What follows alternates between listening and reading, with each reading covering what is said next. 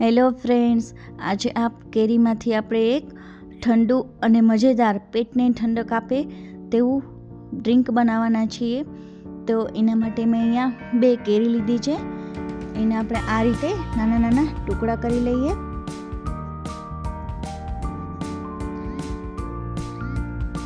ઉનાળાની અંદર કંઈ જ ના ભાવતું હોય તો તમે આ ડ્રિંક બનાવીને જરૂર પીજો. તો અહીંયા કેરીના નાના ટુકડા કરી લીધા છે.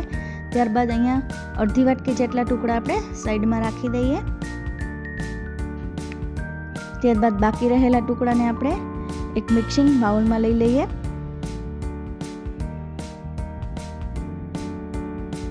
અને હવે તેની અંદર 1 કપ જેટલું દૂધ ઉમેરી દઈએ. અને ત્યારબાદ અહીંયા મેં એક મોટી ચમચી એટલે કે 2 ચમચી જેટલી મેં અહીંયા ખાંડ લીધી છે. અને ત્યારબાદ 1 ચમચા જેટલું અહીંયા મેં ક્રીમ લીધું છે, એ ઉમેરી દઈએ. અને ત્યારબાદ એકદમ સરસ આને પીસી લઈએ. તો અહીંયા મિશ્રણ આપણું તૈયાર છે.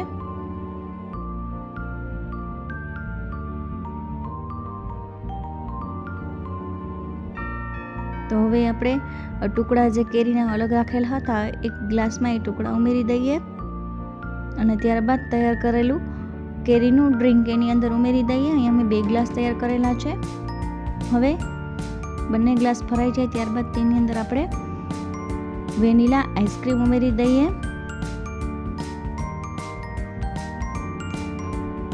જો આ ભયંકર ગરમીમાં તમે આ ડ્રિંક એકવાર બનાવીને પી લીધું તો તમે રોજે બનાવીને પીશો. બાળકોથી લઈને મોટા સુધી બધાને પસંદ આવશે. હવે એની ઉપર આપણે થોડી બદામની કતરડ ઉમેરી દઈએ. તો તૈયાર છે આપણું એકદમ ઠંડુ ઠંડુ ડ્રિંક મેંગો મસ્તાની. તો તમે જરૂરથી એકવાર આ ડ્રિંક ઘરે ટ્રાય કરજો. જો તમને મારી રેસીપી પસંદ આવી હોય તો ચેનલને સબસ્ક્રાઈબ કરો, વિડીયોને લાઈક કરો, શેર કરો અને કમેન્ટ કરીને જણાવો કે તમે મારો વિડીયો ક્યાંથી જોઈ રહ્યા છો.